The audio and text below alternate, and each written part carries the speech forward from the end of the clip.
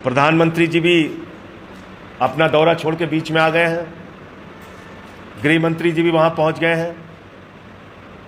मैं केंद्र सरकार से मांग करता हूं कि आप सभी दलों को विश्वास में लीजिए और एक विपक्षी दलों की बैठक बुला के इस पे आप क्या कार्रवाई कर रहे हैं या पूरी घटना क्या हुई है, कैसे हुई है, कहां फेलियर हुआ है, उसकी जानकारी देश के विपक्षी दलों को और उनके नेताओं को भी सरकार दे। और जो भी आप कार्रवाई करना चाहते हैं, इनको मुंहतोड़ जवाब देने के लिए, उसमें हम सब लोग आपके साथ हैं।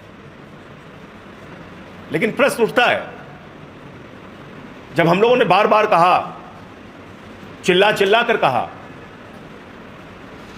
कि पैसे को प्राथमिकता मत दीजिए, भारत की सेना इस राष्ट्र का गौरव है,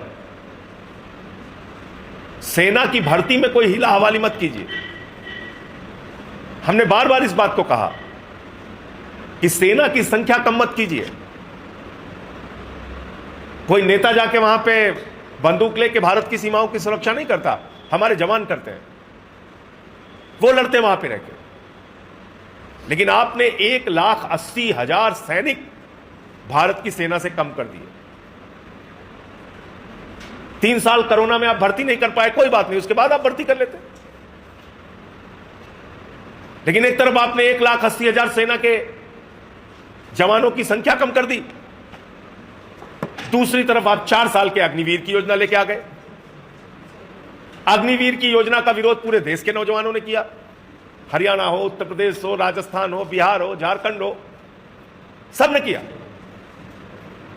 कि भाई जवानों की जिंदगी के साथ खिलवाड़ मत कीजिए और ये 4 साल की नौकरी के बजाय जैसे उनकी भर्ती होती थी उस तरह से उनकी भर्ती की जाए। लेकिन आप नहीं माने। हमने बार बार आपसे कहा। तो लोग अपनी जरूरतों को कम करके भी प्रधानमंत्री का खजाना भरने को तैयार है, और भरी रही है इस देश की जनता टैक्स के नाम पे खजाना।